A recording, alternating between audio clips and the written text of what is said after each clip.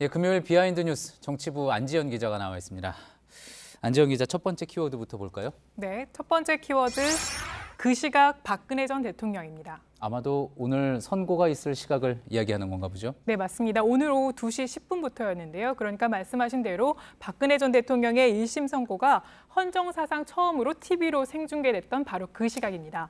오늘 많은 사람들이 박 전 대통령의 1심 선고를 TV로 지켜봤지만 정작 당사자인 박 전 대통령은 법정에 나오지도 않았고 TV로도 볼 수 없었습니다. 예. 즉 시청자보다 재판 결과를 늦게 안 셈입니다. 근데 이제 얼마 전 이명박 전 대통령 구속됐을 때 동부구치소 내부 모습 이렇게 많이 공개도 됐었는데 거기 보면은 구치소에 이제 TV가 있었거든요. 박 전 대통령 같은 경우에는 어땠습니까? 네, TV가 물론 박 전 대통령도 있습니다. 하지만 구치소 TV에서는 주로 녹화된 방송을 틀어주기 때문에 예. 오늘 생중계된 박 전 대통령의 1심 선고는 바로 볼 수가 없는 구조입니다. 예. 바로 뒤에 보이시는 이게 오늘 편성된 편성표인데요. 이 서울구치소를 포함해서 이 교정당국의 오늘 TV 편성표입니다. 아, 이 편성표 직접 구한 겁니까? 네, 그 교정당국에서 이 편성표를 매일 이렇게 업데이트해서 공개를 하는 건데요. 예. 여성 수용자인 박 전 대통령의 편성표대로라면 오늘 2시 10분에는 2시부터는 EBS의 장수의 비결이 편성돼 있습니다. 예, 그렇군요. 그렇다면 박 전 대통령이 그 시간에 TV를 봤는지, 저 장수의 비밀을 봤는지는 확인이 됩니까? 그런데 박 전 대통령은 이 장수의 비결도 보지 않았을 가능성이 큽니다. 왜냐하면 오늘 오후 1시 30분부터 유영하 변호사가 이 박 전 대통령 접견을 신청했기 때문인데요. 그런데 이 접견실에서는 TV를 볼 수 없습니다. 예. 박 전 대통령의 1심 선고는 뉴스 속보로도 계속 나왔지만 이 변호인이 피고인을 접견할 때는 휴대폰을 또 가져갈 수 없기 때문에 바로 이 소식을 듣지 못했을 가능성이 큰데요. 예. 다만 유죄 판결은 예상이 됐기 때문에 유 변호사와 향후 대응 전략 등을 논의했을 것으로 보입니다. 예, 하지만 박 전 대통령 본인이 재판 결과뿐만 아니라 재판문의 자세한 내용들 많이 궁금해할 것 같은데 그걸 알고 싶다 그러면 어떻게 알 수 있는 겁니까? 일단 오늘 재판부는 선고가 끝난 직후에 이 서울구치소를 통해서 판결문을 박 전 대통령에게 전달할 예정이고 전달이 됐을 텐데요. 예. 그러나 이거 외에도 내일자 신문을 통해서도 여러 반응들을 볼 수 있지만 박 전 대통령은 신문을 보지 않는 걸로 알려져 있습니다. 예. 과거 유영하 변호사가 중앙일보와 했던 인터뷰 기사를 보면 신문 대신에 박 전 대통령은 이 편지를 지지자들의 편지를 많이 보는데 그 편지 안에는 여러 기사들이 포함돼 있다고 합니다. 또 해당 기사에 보면은 박 전 대통령은 구치소에서 이 객주나 토지와 같은 소설, 또 최근에는 만화책 바람의 파이터 등을 읽은 것으로 알려져 있습니다. 예, 그렇군요. 이어서 두 번째 키워드 볼까요?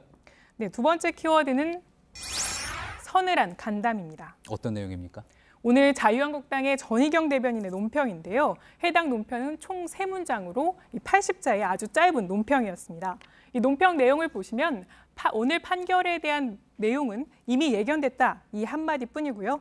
마지막에 오늘 이 순간을 가장 간담 서늘하게 봐야 할 사람은 문재인 대통령이다, 이렇게 말한 겁니다. 예, 앞서도 저희가 잠시 보도해 드리기는 했습니다만 이 순간을 가장 간담 서늘하게 봐야 할 사람은 문재인 대통령이다. 이 부분이 논란이 된 거군요. 그렇습니다. 이 전직 대통령의 선고에 난데없이 현직 대통령을 언급해서 이 재판 자체를 정치 보복이다, 이렇게 마치 복수하겠다는 뜻으로 의미가 해석될 수 있어서 논란이 됐습니다. 예, 자, 그렇게 볼 수도 있을 것 같은데 그래서 이제 논란이 될 수 있을 것 같은데요. 오늘 이제 박 전 대통령이 유죄 판결을 받은 게 18개 혐의 중에 이제 16개였습니다. 맞습니다. 사실 또 그 당시에 여당은 지금의 자유한국당이고요.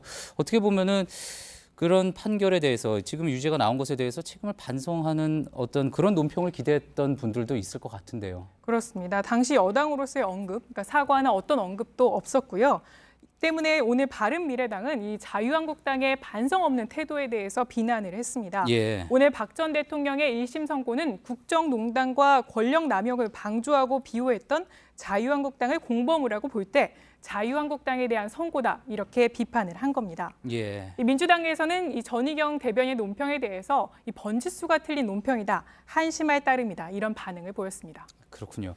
자, 그런데 지금 몇 차례 이제 보면은 자유한국당에서 나온 논평들, 또 대변인이 나온 논평들 논란이 좀 자주 되는 것 같습니다. 맞습니다. 지난달이었죠. 장제원 대변인이 경찰을 향해서 미친 개는 몽둥이가 약이다, 이렇게 했다가 경찰들의 반발이 커지자 사과를 한 바 있고요. 예. 이렇게 경찰을 사랑한다고 하면서 사과했고요.